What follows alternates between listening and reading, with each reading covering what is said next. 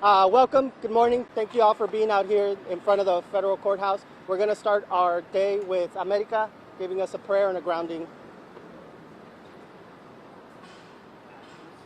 Okay. Thank you. Today we gather in Austin, Texas, in the spirit of gratitude and respect for the land and the people who have lived on it for generations. We acknowledge that this land we stand on was originally home to the Tonkawa, the Lipan Apache Band, the Coahuiltecan, Germano, and Comanche peoples, all of whom have shaped its history and culture. We honor their resilience and sovereignty, and we recognize their ongoing contributions to this community. We also acknowledge that this land, our beloved state of Texas, has been a place of migration and settlement for many people from different backgrounds and origins. We celebrate the diversity and richness that immigrants have brought to Texas and the United States, and we affirm their dignity and rights. We are grateful for the opportunity to learn from each other and to work together for a more just and inclusive society.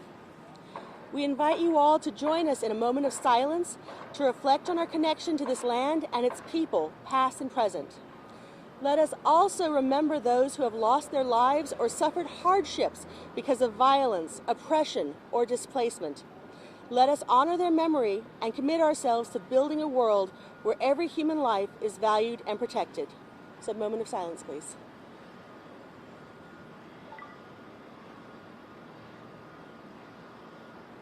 Amen. Thank you.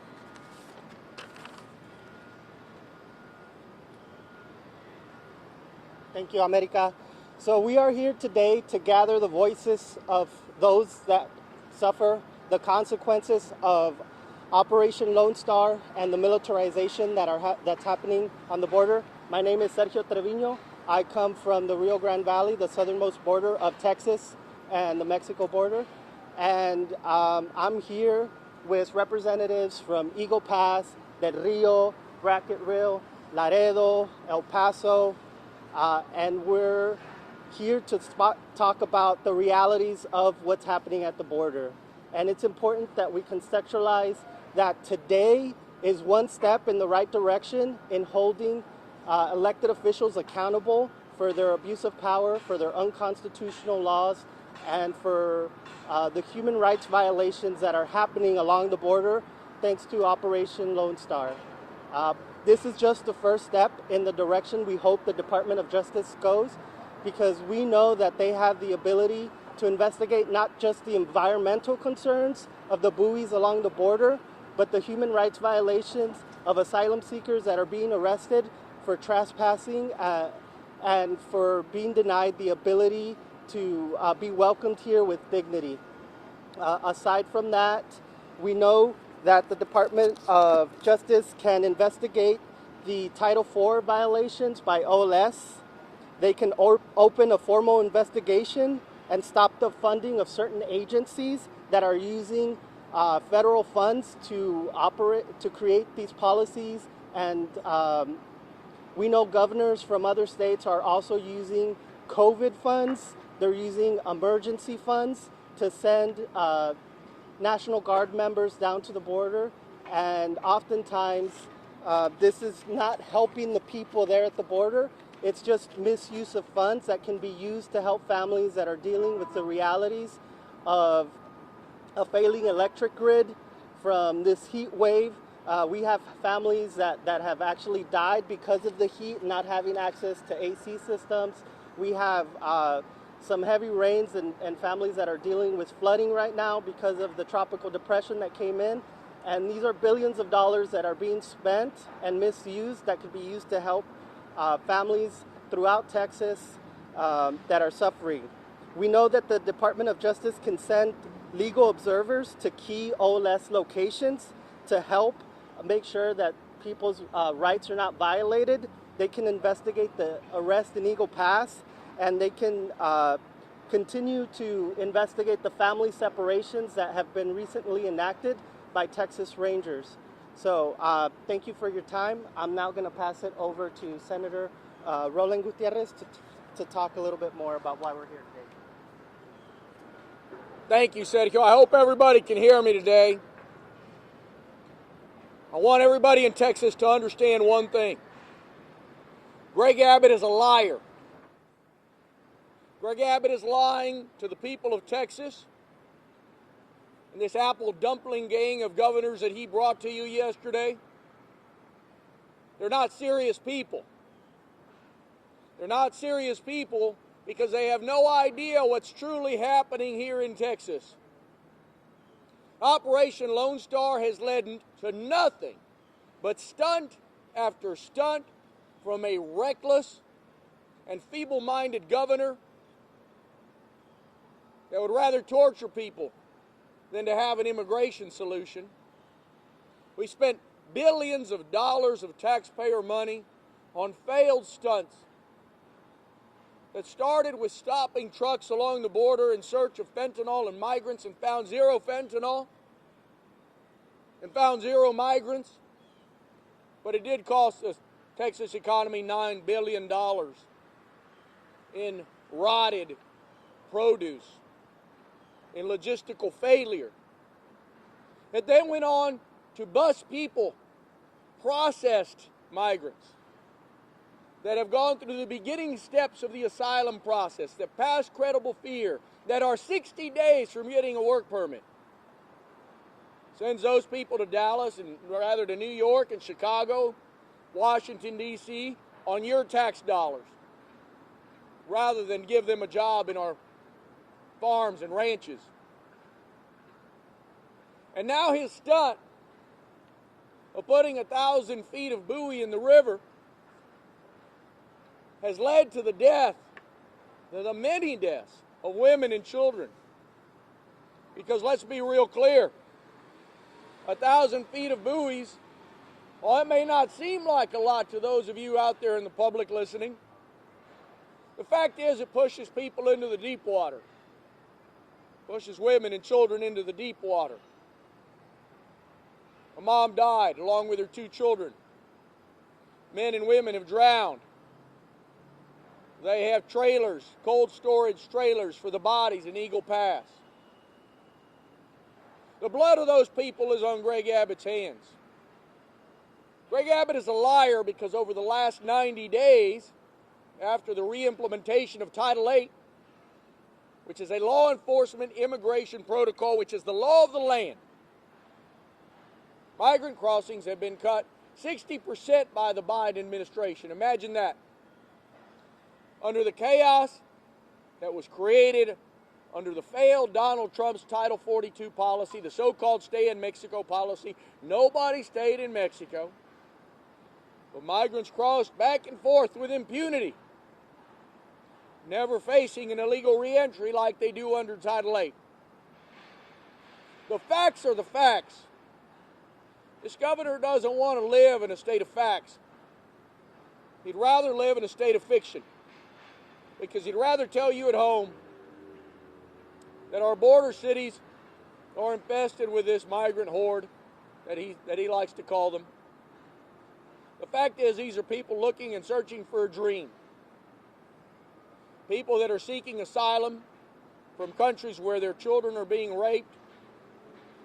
And they're looking for an opportunity under international laws to be able to ask for asylum. This person, this governor, this man we call a governor, is inhumane. And he's hurting women and children. Let's be really clear about what the facts are. So as these governors continue to come down to Texas and want to look tough and act tough like Greg Abbott, they need to understand that what their actions are doing are drowning women and children in the deep water. Nothing more. That is not an immigration solution. I want to thank these people from down on the border, many of which are from my district, for all of their efforts in telling the truth. We all need to be about telling the truth, and I want to thank these organizations that are here as well. Thank you so much.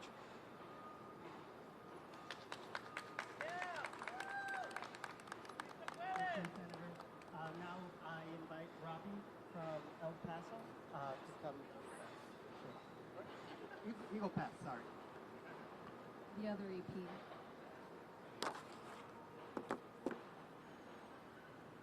Hi everyone. Thank you guys so much for being here. My name is Robbie Flores. I was born and raised in Eagle Pass. And I'm here, I'm not an activist, I'm not a politician, I'm just from Eagle Pass.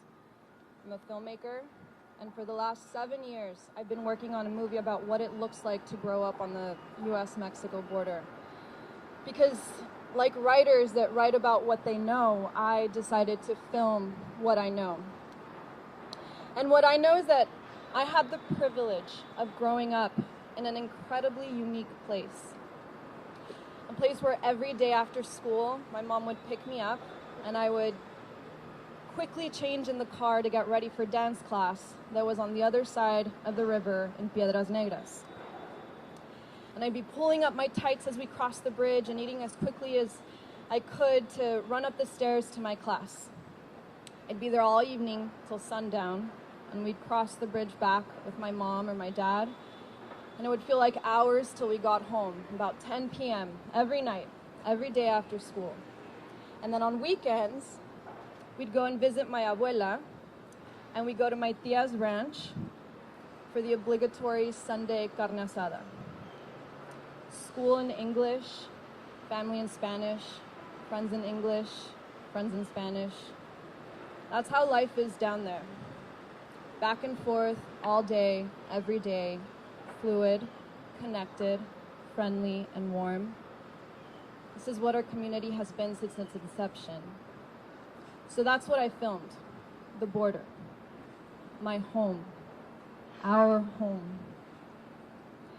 Because when we hear border, to us, it conjures images of family, of carne asadas, of Friday night football, of Selena and Fito Olivares, of 4th of July celebrations on the riverbanks, shared with Piedras as we both watch the fireworks from the same sky, from under the same sky.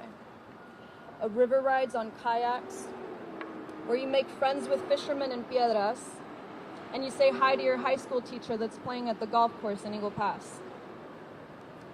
This is what I'm here to tell you about, because this is the story that you don't get to hear, and these are the images that you don't get to see. This is the border that y'all don't know. It's not the one that we know, a symbiotic community that throws yearly joint parties, annual joint parties on the International Bridge to meet in the middle and literally hug and renew economic and cultural ties to each other. The sister cities that every year celebrate the fact that our community's proximity allowed the creation of the nacho.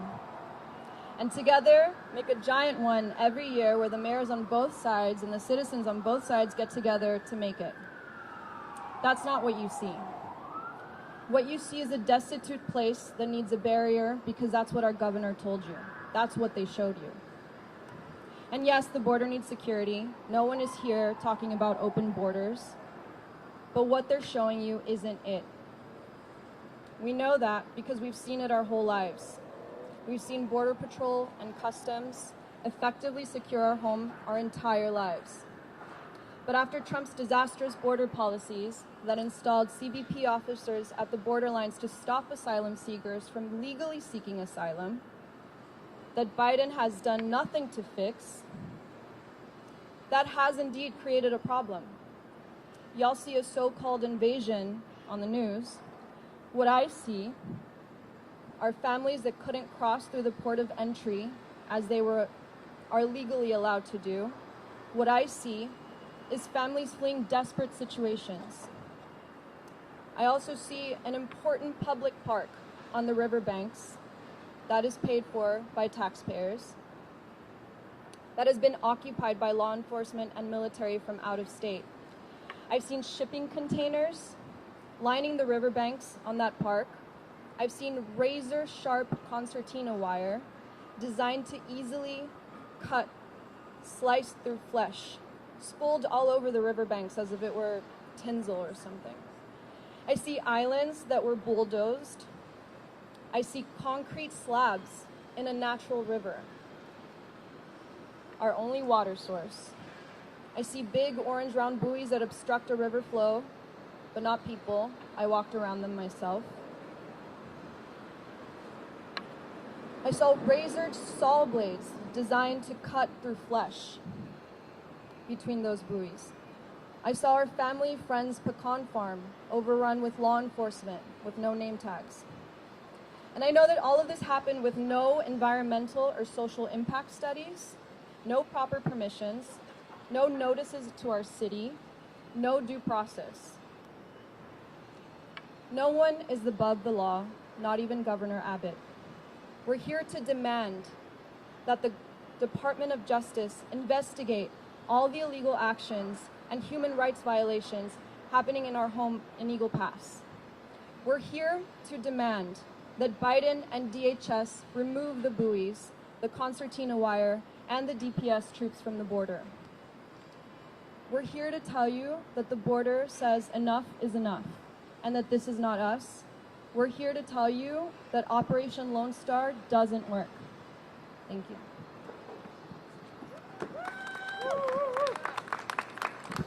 Thank you, Robbie. Now I invite Anita Anaya from Bracketville to share some words with us. Good morning. My name is Anita Anaya. I am a Lupana Apache member, and then I also retired from the University of UTRGV in Edinburgh, Texas. I have come. I have come to repress Governor Abbott that we want border security, but we want to do away with Operation Lone Star.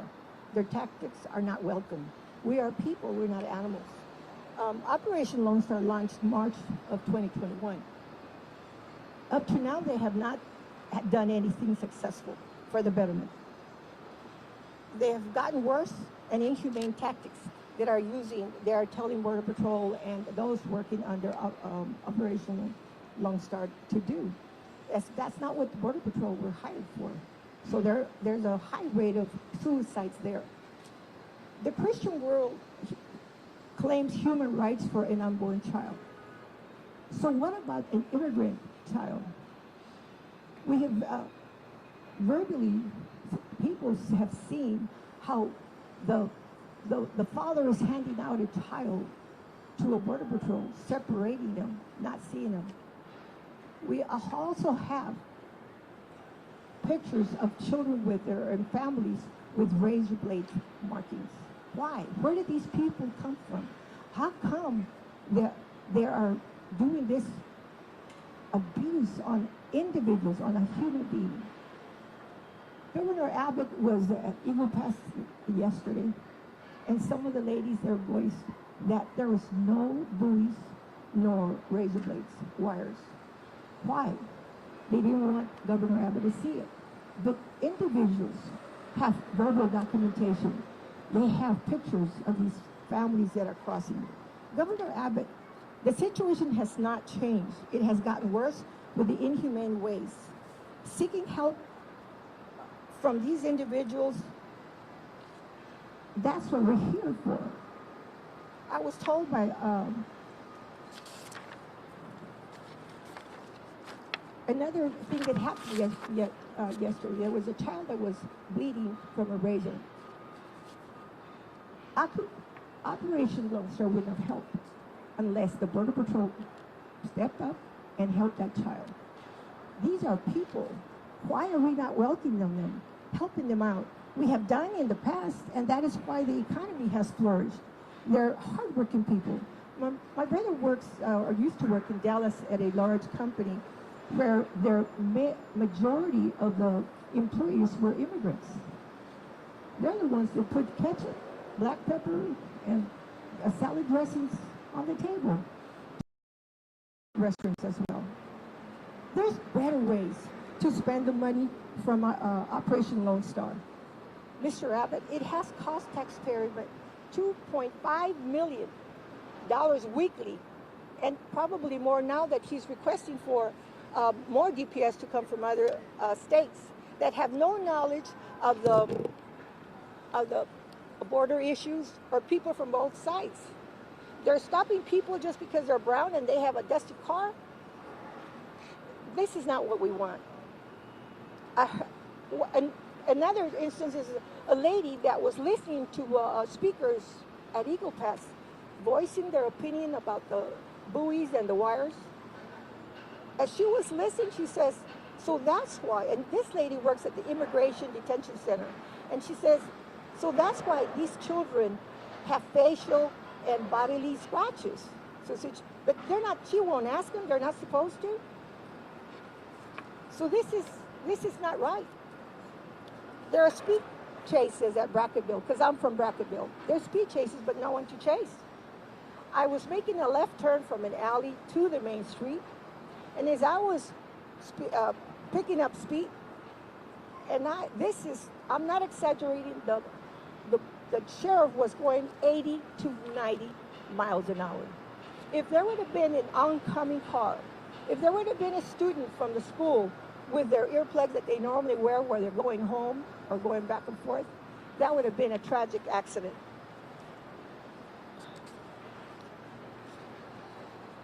Immigrant families are coerced to go in a certain area as they're one across the bridge.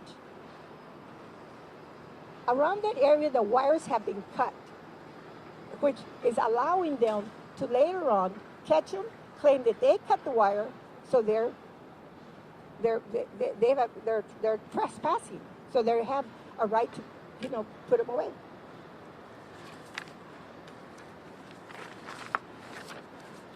Operation Lone Star has not reduced the immigration crossing, nor the drug problem. We are not against border security. We are against Operation Lone Star inhumane tactics violating immigrant civil rights. Undocumented immigrants have the right to freedom of speech, of religion, and the right to be treated fairly. Dr. Abbott, please put a stop on Operation Lone Star. Thank you for consideration.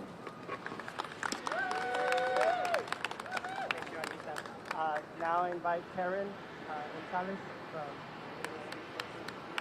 Here you go. Thank you, everybody, for being here. I am the last speaker. For the past 8 months, I have worked as an organizer with the border organization that includes organizing in Valverde, Kinney, and Uvalde County. Our organization is designed to train leaders to deal with issues such as healthcare, education, living wage, infrastructure, and affordable home. However, the people with whom I work with have been very alarmed at the inhumane treatment of people seeking asylum in Maverick County. Dehydrated individuals denied water in extreme heat, small children being pushed back into the river, razor wire along the Rio Grande injuring and forcing immigrants into deeper water, increasing the risk of drownings. And worst of all, a pregnant woman stuck in wire having a miscarriage. Where is the outrage from everyone that is pro-life? Are the immigrants' lives worth less than ours? Because the only difference that I see is that I had the privilege of being born on the other side of the Rio Grande. The immigration debate in the U.S. is never ending. No operation is going to deter them from coming. Not Operation Lone Star, Operation Gatekeeper, or Operation Drawbridge. For decades, people seeking asylum have not been deterred by these tactics because the horrors they face in their own countries are much worse. Girls forced into prostitution, boys forced into gangs, extortion, violence, war, extreme poverty, and natural disasters. In short, situations that most of us could never imagine. When people ask, why don't they do it the right way? It's because the only other options they have are nearly impossible to attain. Very few nationalities qualify for seeking humanitarian parole, and trying to get an appointment through an app that is constantly glitching leaves them with only one other option: crossing through the river. I was recently asked, why don't they just stay in Mexico? In some states in Mexico, like Tijuana, they are in the same exact situation immigrants are running from. Organized criminal networks and human smugglers are taking advantage of desperate asylum seekers and profiting off of these policies that are denying them their rights. Remain in Mexico impacted more than 75,000 asylum seekers. In Title 42, nearly 3 million. We keep throwing money at Operation Lone Star, and it's not changing anything. We need to invest in humane solutions to keep both citizens and immigrants safe. Counties all over the state of Texas turn a blind eye to the inhumane treatment because they don't want to offend the governor nor endanger the money that comes to them via Operation Lone Star. Our question to our elected officials is, how much money did it take to avert your eyes from the cruelty inflicted on people who have no power to respond to such vicious cruelty? Judas took 30 pieces of silver. What is the going rate for your conscience?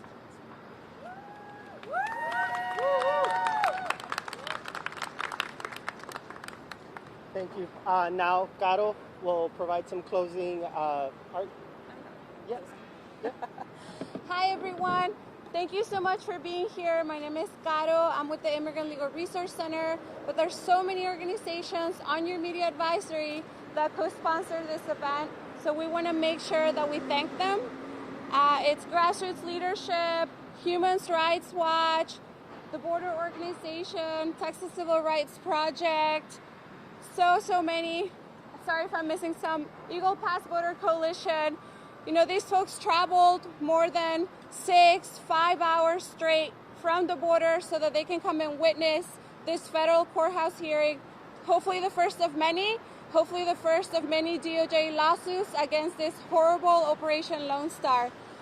We have to go into the federal courthouse building now because we do want to be able to get some seats so that these folks can witness what they came here to see.